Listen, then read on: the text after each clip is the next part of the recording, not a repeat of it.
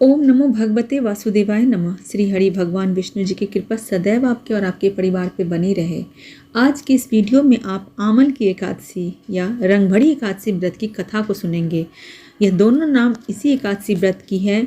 इस वीडियो में आपकी पूरी कथा आपको सुनाई जाएगी। अगर वीडियो आपको अच्छी लगती है तो लाइक और शेयर ज़रूर करें। आप सब पे श्री हरि भगवान विष्णु जी माता लक्ष्मी जी की कृपा सदैव बनी रहे। तो चलिए कथा को शुरू करते हैं। कहते हैं कि 1000 गौ दान का फल देता है ये आमल की एकादशी। अत फाल्गुन शुक्ल एकादशी की जो व्रत कथा है उसके अनुसार मानधाता बोले कि हे वशिष्ठ जी, यदि आप मुझ पर कृपा करें तो किसी ऐसे व्रत की कथा कहिए जिससे मेरा कल्याण हो। महर्षि वशिष्ठ बोले कि हे राजन, सब व्रतों से उत्तम और अंत में मोक्ष देने वाला आमल की एकादशी का व्रत का मैं तुम्हें वर्णन करके बताता हूँ। यह एकादशी फाल्गुन माह के शुक्ल पक्ष में होती है। इस व्रत के करने से समस्त पाप नष्ट हो जाते हैं। इस व्रत का फल 1000 गौदान के फल के बराबर होता है। अब मैं आपसे एक पौराणिक कथा का कहने जा रहा हूँ, आप ध्यान पूर्वक सुने। एक वैदिश नाम का नगर था जिसमें ब्राह्मण, क्षत्रिय, वैश्य और शूद्र चारों वर्ण आनंद सहित रहते थे। उस नगर में सदैव वेद ध्वनि गूंजा करती थी तथा पापी, दुराचारी तथा नास्तिक उस नगर में कोई नहीं था।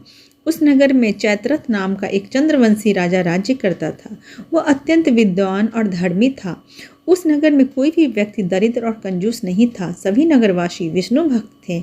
आबाल वृद्ध, स्त्री पुरुष एकादशी का व्रत किया करते थे।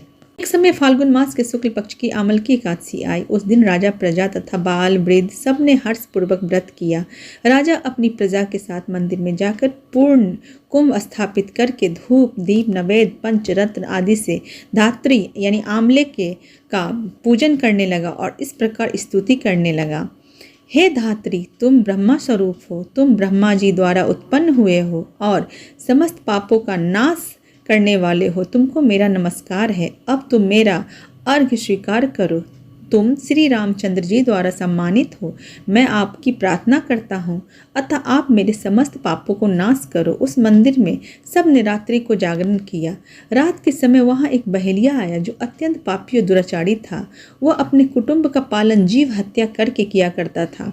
भूख और प्यास से अत्यंत व्याकुल वह बहेलिया इस जागरण को देखने के लिए मंदिर के एक कोने में बैठ गया और विष्णु भगवान तथा एकादशी महात्म्य की कथा सुनने लगा। इस प्रकार अन्य मनुष्यों की भांति उसने भी सारी रात जगाकर बिता दी। प्रातःकाल होते ही सब लोग अपने घर चले गए तो बहेलिया भी अपने घर चला गया।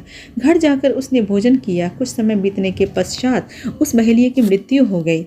मगर उस आमल की एकादशी के व्रत तथा जागरण से उसने राजा विदुरथ के घर जन्म लिया और उसका नाम वसुरथ रखा गया।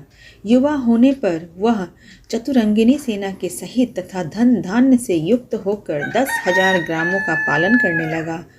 वह तेज में सूर्य के समान, क्रांति में चंद्रमा के समान, वीरता में भगवान विष्णु के समान और क्षमा में पृथ्वी के समान था। वह अत्यंत धार्मिक, सत्यवादी, कर्मवीर और विष्णु भक्त था।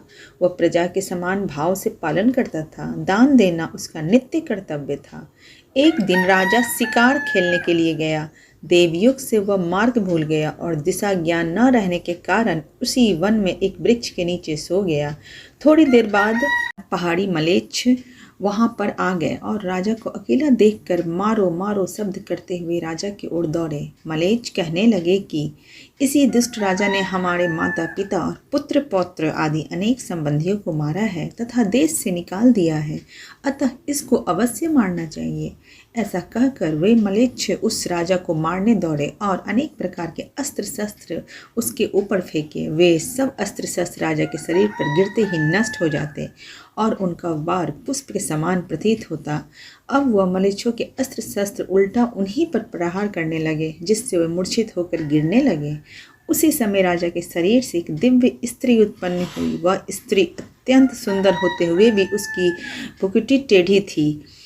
उसकी आंखों से लाल लाल अग्नि निकल रही थी जिससे वह दूसरे काल के समान प्रतीत होती थी। वह स्त्री मलेच्छों को मारने दौड़ी और थोड़ी ही देर में उसने सब मलेच्छों को काल के गाल में पहुंचा दिया। वह राजा सोकर उठा तो उसने मलेच्छों को मरा हुआ देखकर कहा कि इन शत्रुओं को किसने मारा?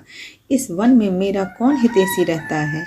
वह ऐसा विचार कर रहा था कि आकाशवाणी हुई, हे राजा, इस संसार में विष्णु भगवान के अतिरिक्त कौन तेरी सहायता कर सकता है? इस आकाशवाणी को सुनकर राजा अपने राज्य में आ गया और सुखपूर्वक राज्य करने लगा।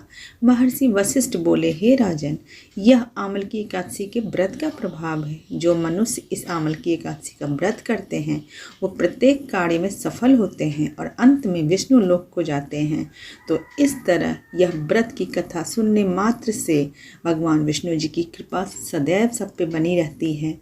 आप सबका भी एकादशी व्रत मंगलपूर्ण तरीके से संपन्न हो और आप सबके भी घर आंगन में खुशियाँ सुख समृद्धि बनी रहे। जय हो श्री हरि भगवान विष्णु जी की, माता लक्ष्मी जी की।